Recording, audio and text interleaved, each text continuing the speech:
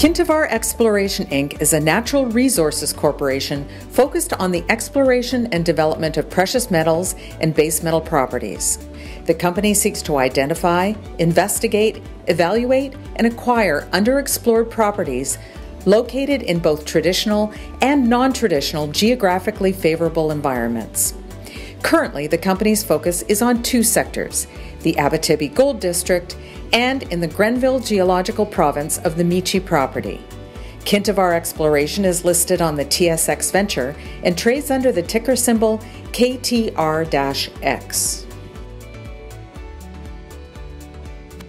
I'm joined now by Kiril Mugerman. He is the CEO of Kintavar Exploration. Welcome back, Kiril. Hi, James. How's it going? I'm doing really well. Thanks. How have you been? Doing great. Nice to be back on the show. Sure, you bet. Why don't you walk me through what has developed for Kintavar since we last talked? Look, I think we've been here in September. Okay. And we were just finishing up our summer work. Yes. We published all those results. We were really happy from what we got during the summer. And then we moved into our fall program. And we drilled, we divided the summer over kind of the entire property, which is a huge sedimentary package. Okay. But then what we did in November and December, we went straight for the guts. We went for the main area, which is our Sherlock area. And right now we've been getting the results, we published the results for the eastern side, which was really good. It opened up the entire eastern side of the area. Hopefully we could add another like 200, 300 meters to the east. Right. And now we are waiting for the final drill results for the west, which will be adding another, hopefully another 200, 300 meters to the west. If that works, then from 500 meters where we are right now, long, we could probably be looking at a kilometer. If that's a kilometer, you're looking at a very large volume. Right. Okay, so then what do you got to do in order to get to next stage? Yeah. Look, I mean, I'd be honest, the street always is asking the same question. Sure. Well, your grade is not that great, right? So everybody is looking, it's like, okay, 100 to 250 meters of, let's say, 0.25. Yes. Well, I've got a porphyry here and there with the same grades at double the length. Yep. So why am I different from a porphyry? And in our opinion, in a porphyry, you have this one big massive disadvantage where it's one homogeneous rock, and you're going to have one big hole to mine the whole thing, right? Yep. What you have in the Stratiform sedimentary package, usually it would be one underground operation. Now it got stacked like an accordion, and it's an open pit, but it's all still the same interbedded units. Right. So in our corporate presentation on slide, I believe it's on slide 11, you can see a very nice example. So we got here a picture of 4 core boxes. It's 16 meters. So usually if this was a porphyry, it would be 16 meters of roughly the same grade that the entire drill hole is. But really, you're looking at 16 meters of interbedded units of, let's say here, look, 3 meters of 0.16. Are you going to mine it? No. Then you got 3 meters of 0.7. Are you going to mine that? Yes. Then another 3 meters of 0.1. Are you going to mine it? Absolutely no. And then you go into 8 meters of 0.6, 0.7, 0.8. So the beauty is in the Stratiform copper deposit, what we are looking at and what's been the most exciting thing for us. Today you have all those sorting technologies which are much more advanced than they were 10 or 15 years ago. So this is looking so good for one of those applications. Okay, so when you say sorting technologies, you mean the ability to sort different types of ore according to mineral content? Exactly. So what they do is in a mine, some of the operations that we visited and we looked at, what a sorting technology does, it basically is a unit sitting in between your main crusher and your grinder. So what it does, okay, it breaks it into a couple of inches rocks. So 2 inch by 2 inch, for example. And it says, okay, well, that's waste, and that's mineralized. And then that's it. Next thing you know, the waste goes to the waste pile. In a gold mine, for example, if you have a shear zone, then yeah, you go, okay, I'm just mining this. This is my waste. This is my strip ratio. Here's the math, done. Well, here, I'm not going to do this simple math because it's going to get mined, but it's going to go through the sorter. So the mill is actually going to be smaller than in a porphyry that will have the exact same grade over the exact same size. Okay. So if, let's play with some numbers. If you've got a mill of 100, 125,000 tons per day. Yes. For a typical porphyry, you're looking at $1 billion, $2 billion, $3 billion capex. because your tailings facility is huge, your flotation plant is huge, and chances are in the porphyry you're in Chile or in Peru somewhere, or in BC where some of the operations are not as easy. Yes. I'm 4 hours north of Montreal. Everything is flat, I don't have any issues with finding water, everything's there. So if suddenly you put a sorting facility and you're only feeding this material of 0.6, 0.7, 0.8, 1% into the mill, what happens next? You're working actually with a small mill. So let's say 15 or 25,000 tons per day operation. Right. Is your capex going to be over $1 billion? No. You can look at so many other companies that have 15 to 25,000 tons per day operation. Do they have it?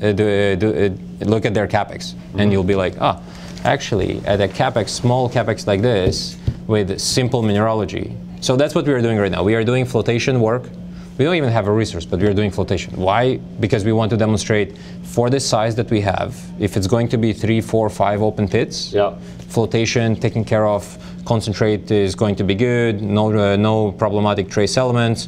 If I can check box this, done. Okay. Then the beneficiation work is actually going to be what will drive the economics, because everybody will tell you, James, they have a low grade. And that's fine, I understand. The street is trained to look at high-grade deposits. Right, right. But we have a unique situation. It's a huge sedimentary basin that if it was underground and it was one unit, it will probably be like 10 meters. Like, look here, 8.5 meters at 0.66. Sure. That's probably what it would be underground. How sensitive to the price of copper is your ability to proceed, finance, explore, and what does that do to how soon till you become a mine? A bit tough to say because I didn't complete my engineering study, right? Okay. If I had that number, I'd say, okay, let's run it. Oh, okay, if my copper price goes to 350, I'm economical, and if it goes to 250, I'm not. I don't have this magic number yet. Okay. All I know is 3 is that psychological barrier for the copper market. 0.3. No, at $3 a pound. Oh, $3 a pound, okay. So at $3 a pound, copper projects are easier to finance. Right. At below $3, everybody's like, It's almost like with gold, let's say $1,300. We've been waiting for $1,300 for how long? Suddenly we were like, oh my God, market is alive again. Yeah, that's right.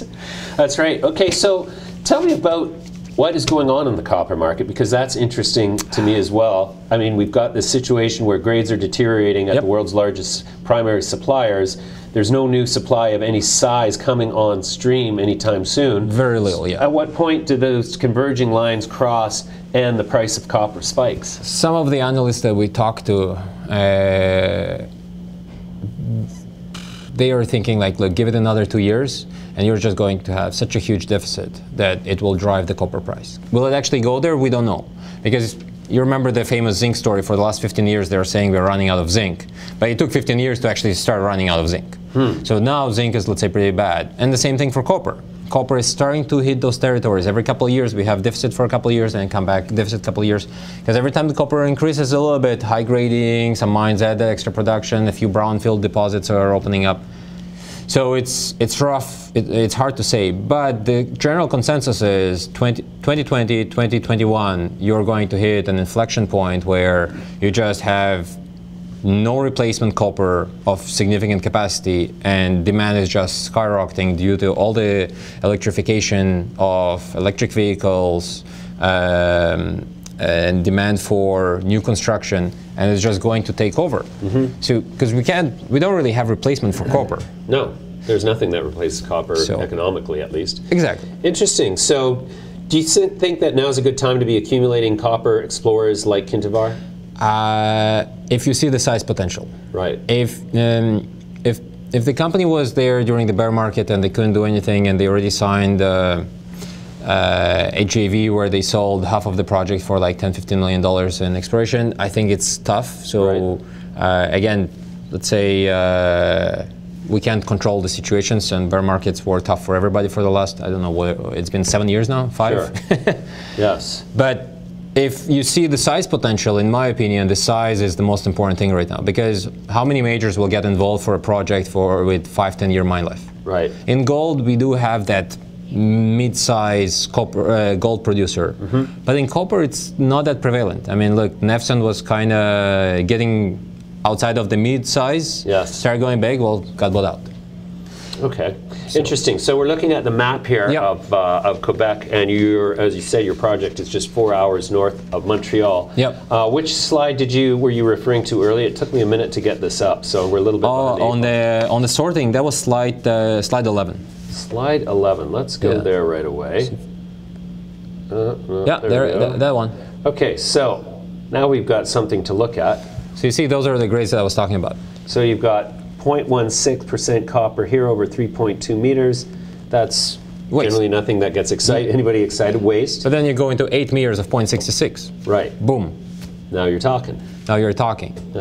20 years ago, you couldn't process that. Right. But now there are so many more different things that are available. Yes. And we started doing a lot of that work already. And it's a work in progress.